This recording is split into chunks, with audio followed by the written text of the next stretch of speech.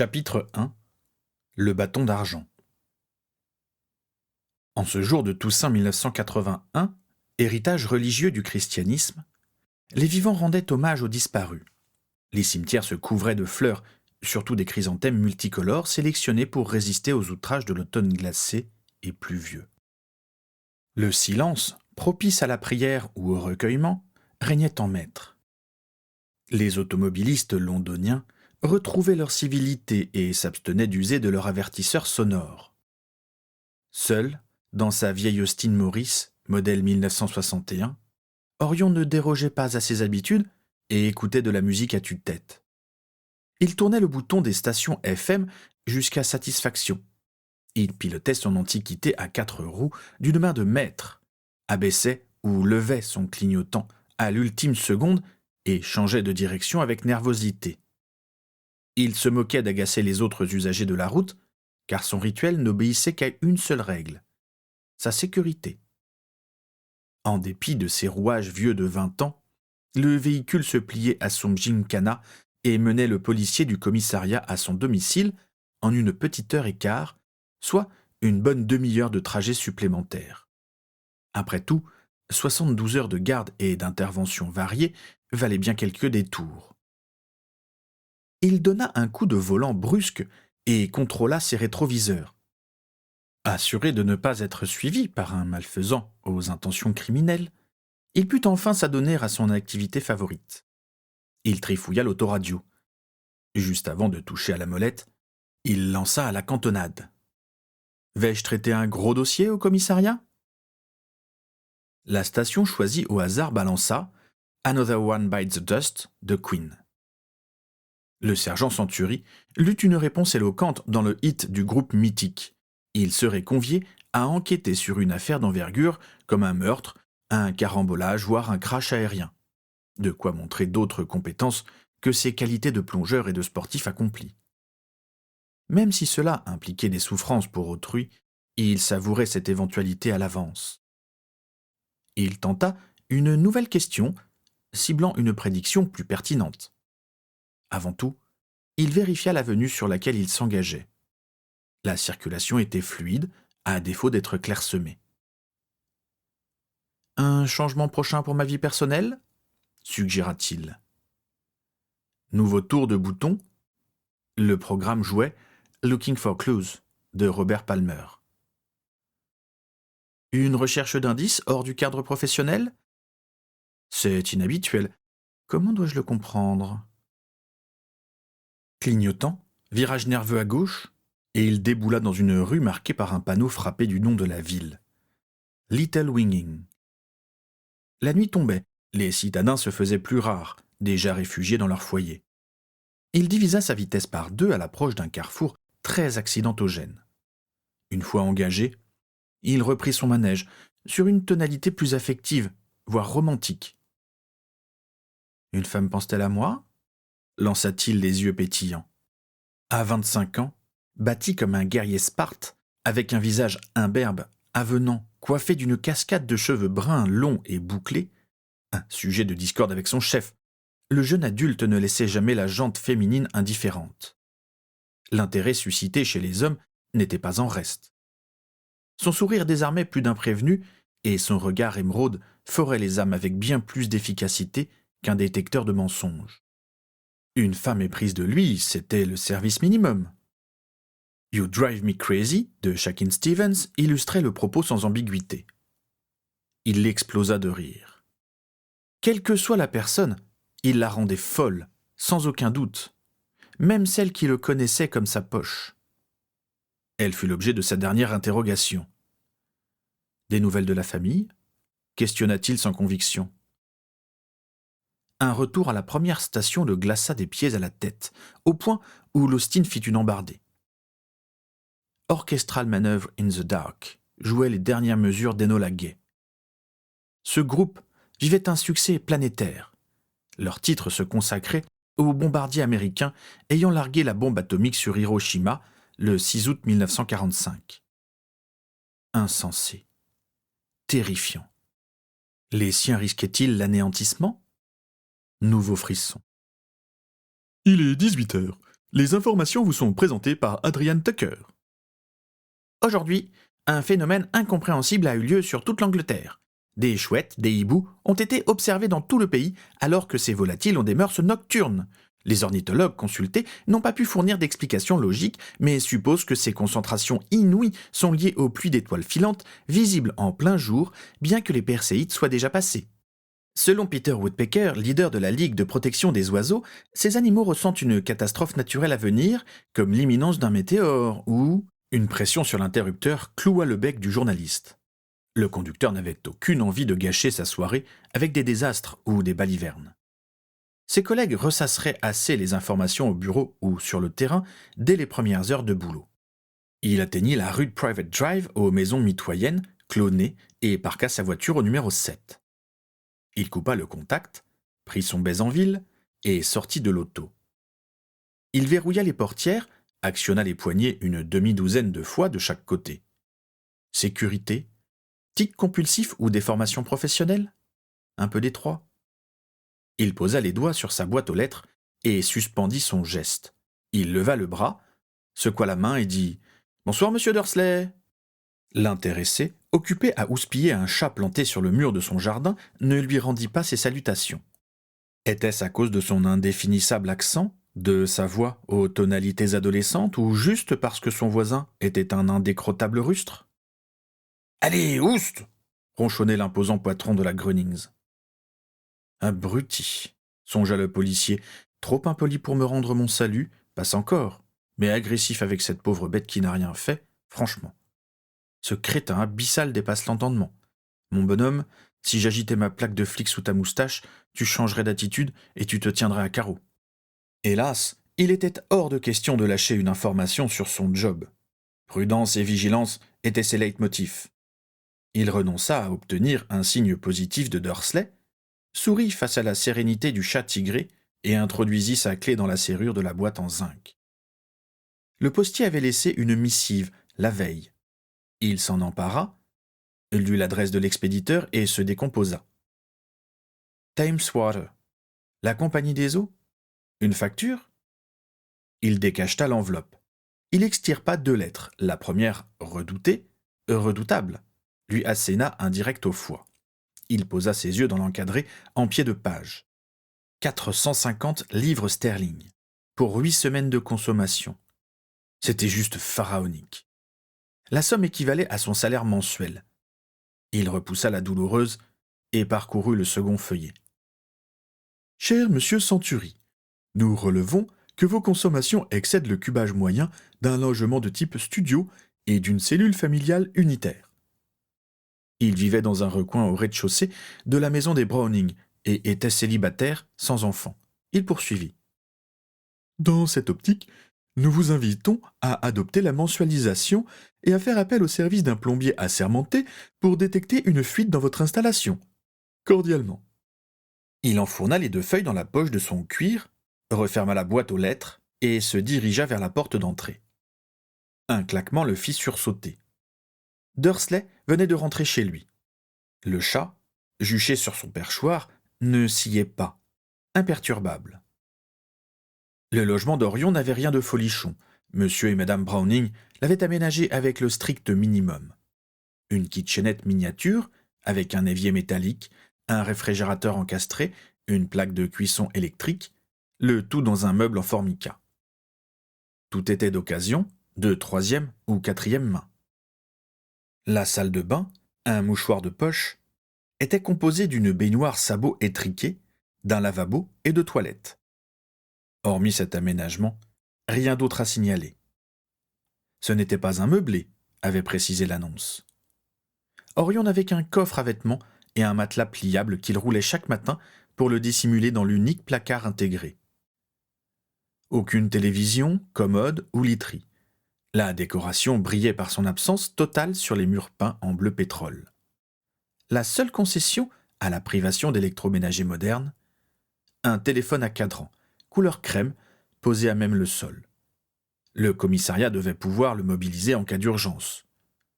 Le poste téléphonique était le seul indice contredisant un déménagement récent ou à venir. Il retira son blouson et l'accrocha à la patère de l'entrée. Puis, suivant une sorte de rituel, il ouvrit son réfrigérateur. Pas de denrées, tout était normal. Il contrôla le placard adjacent. Les réserves avaient fondu comme neige au soleil. Il poursuivit son périple dans la salle de bain, mit la bonde en place dans la baignoire et tourna les 2 robinets. La vapeur envahit la pièce aveugle et mal ventilée. Orion se dévêtit sans hâte et plia ses vêtements avec soin.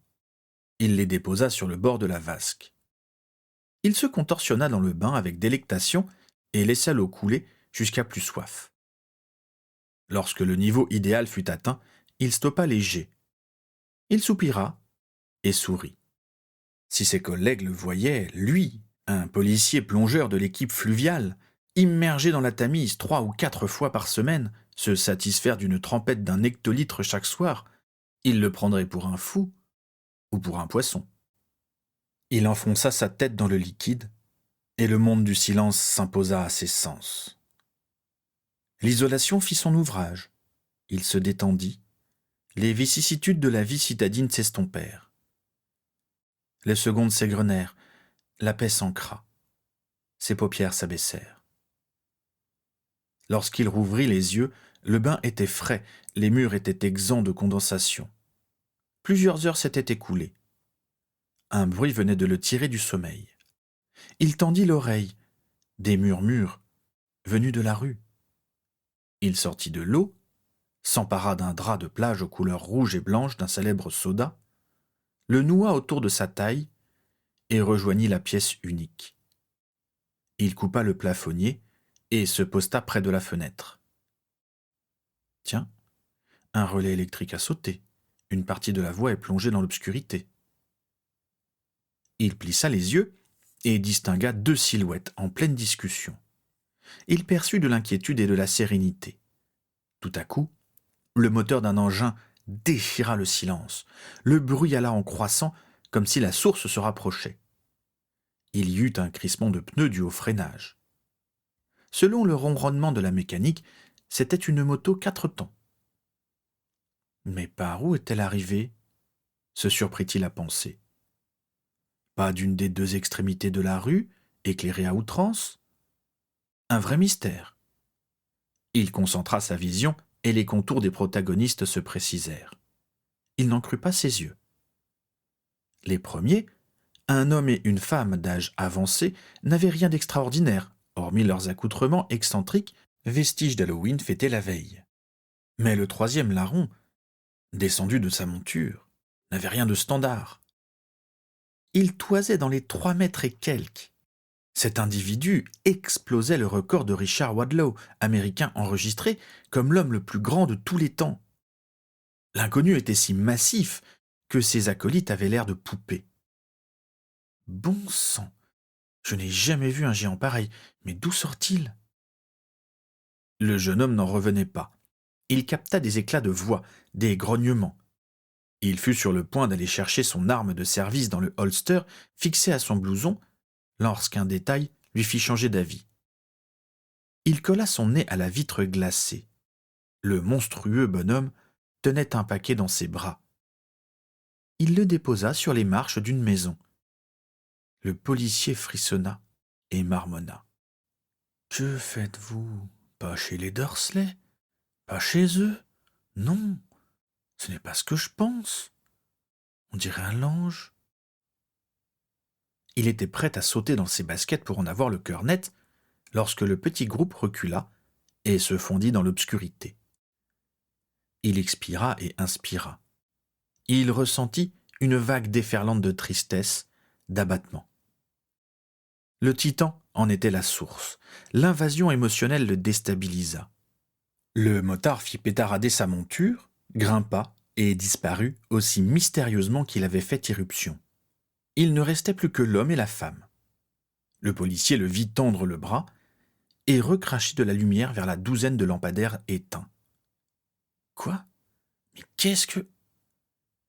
Il tomba à genoux, stupéfait.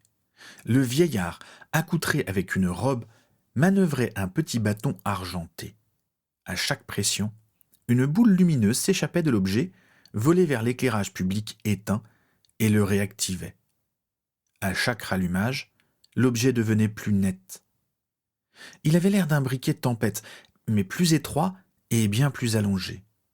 Il n'existait aucune télécommande de la sorte dans les forces de police ou dans les compagnies d'électricité. À défaut d'être logique, une seule explication lui traversa l'esprit. C'est de la sorcellerie. La rue reprit son aspect initial. La cervelle d'Orion frisa l'ébullition. Si le bâton magique régurgitait la lumière, il l'avait avalée à leur arrivée, tandis qu'il dormait à poing fermé dans son bain refroidi. Cet outil était fantastique. Que n'aurait-il pas donné, lui et ses collègues, pour en posséder un et l'utiliser lors d'opérations nocturnes? Pour se ménager une dose de discrétion ou plonger des criminels dans l'obscurité juste avant un assaut? C'était juste merveilleux. D'où sortait-il son briquet? Le temps de s'extasier, et il fut incapable de distinguer la femme âgée. Il revit la silhouette féline du chat qui avait provoqué l'agacement de Vernon Dursley. Quant au vieux bonhomme, il esquissa un pas dans l'ombre du mur et devint invisible à ses yeux perçants. Un craquement ponctua la disparition. Le policier eut beau scruter, la rue était déserte. Les visiteurs s'étaient volatilisés. Ne subsistait que le linge posé devant la maison. Le locataire ne tint pas plus longtemps et enfila ses frusques. 30 secondes plus tard, il quitta son habitation et affronta la nuit fraîche. À pas de loup, il approcha du 4 Private Drive. Touchant au but, il s'agenouilla et écarta le tissu avec précaution. « Oh !» murmura-t-il. L'émotion l'étreignit jusqu'au tréfonds de son âme. Il y avait un bambin, âgé d'1 année tout au plus. Il dormait à poing fermé, paisible. Une lettre dépassait de la couverture, mais elle était cachetée et coincée dans la main du nourrisson. Le sergent ne pouvait pas s'en emparer sans le réveiller. Le petit avait une cicatrice en forme d'éclair sur le front. Elle était fraîche, limite sanguinolente. Pas plus de 2 jours, songea le policier. Quelle arme, quel objet peut produire une marque semblable? Il se redressa et s'interrogea sur la conduite à tenir. Avec le froid et l'humidité ambiante, le petit allait périr. C'était inévitable, à moins que... Il vérifia l'étoffe. En dépit de sa minceur, elle était chaude. Il l'ajusta pour bien couvrir l'être fragile. Avec sa bouille ronde d'ange, ses cheveux de jais indisciplinés, il était à croquer. Orion resta accroupi, fasciné, l'esprit embrumé. Sa main effleura la tignasse en bataille, les joues rosies par l'air frais. Il fit un effort pour se raisonner, mais l'ébahissement surpassa sa raison. L'humain en miniature avait besoin de lui, de protection. Dans un état second, comme sous l'emprise d'une drogue, il imagina qu'il devrait frapper à la porte des voisins. Il suffisait de tambouriner jusqu'à ce qu'une lumière s'allume, de se carapater jusqu'à son domicile et d'espionner leur réaction. Dans l'idéal, il valait mieux que ce soit la femme qui découvre le bambin. La jeune mère n'abandonnerait jamais une créature sans défense dans la rue. Mais lui, là, seul. Pourquoi ne pas le prendre et le mettre au chaud chez lui? Personne n'en saurait rien. Vraiment? Non. Impossible. La police, ses collègues s'en mêleraient. Les services sociaux lui raviraient. On ne lui connaissait aucune famille, aucune petite amie. Pas moyen d'inventer un bobard pour expliquer cette arrivée soudaine. À contre-cœur, il retira sa main et se redressa. Il tituba, étourdi par l'afflux émotif. Il esquissa un mouvement en arrière, rompant le lien magique, et prit le temps de réfléchir. Il fit le vide en lui, chassa l'image attendrissante du poupon, si perturbatrice. Contrôler son ressenti, cet émerveillement infini l'agitant à chaque fois qu'un bébé croisait son chemin, ou pire, son regard. Dominer l'extase. La logique l'emporta. Les missionnaires inconnus avaient amené un nourrisson au 4 Private Drive et l'avaient sciemment abandonné. Ils avaient une raison d'agir de la sorte et en secret. Ils avaient jugé inutile de toquer à minuit passé. Il respecta leur choix cruel. Il décida, malgré le déchirement, de ne pas interférer. Son principe, inaltérable, ne jamais empêcher le destin de s'accomplir. Après une ultime pensée emplie de tendresse, il revint sur ses pas. Il sentit une présence. On l'observait. Il tourna la tête et fut convaincu d'avoir aperçu Madame Fig, une voisine adoratrice de la caste féline, derrière sa fenêtre. Elle n'avait pas raté une miette de la scène. Il regagna ses pénates. Il fut paralysé au moment de verrouiller sa porte d'entrée. Si le garçon avait besoin de... S'il se réveillait, s'il pleurait, si... Sans allumer la lumière, il ouvrit le placard solitaire et prit son futon. Il défit les lacets et le déroula sur le parquet. Il s'empara de son édredon aux couleurs bleutées et l'allongea. Après avoir fouillé dans son coffre à la recherche d'un pyjama propre, il se mit en tenue. Il ne résista pas à l'envie de jeter un dernier coup d'œil par la fenêtre. Le linge ne bougeait pas. Le petit bonhomme était un modèle de sagesse. Combat ton désir d'intervention, n'écoute pas ton cœur mais ta cervelle. Il gagna sa couche spartiate et s'étendit. Il se couvrit avec une couverture chaude en réprimant plusieurs bâillements. Il abaissa ses paupières et les minutes précédentes s'imposèrent à lui. Les personnages hallucinants, la mystérieuse moto, l'enfant à la cicatrice en éclair, l'objet aux boules de lumière, le défilé muta en folle sarabande. Il disciplina son esprit. La pratique assidue du yoga et la méditation avaient de bons côtés. Une seule image persista. L'essentiel, le vital. Le briquet magique se matérialisa dans son cerveau et grossit jusqu'à emplir son champ visuel. Il s'ouvrit et se ferma, éteignant et allumant les réverbères de la rue, un à une cadence régulière, comme un battement de cœur. Le sien. L'introduction du titre « We Will Rock You » de Queen pulsa en rythme dans ses pensées. Il trouva le sommeil dans cette symphonie parfaite.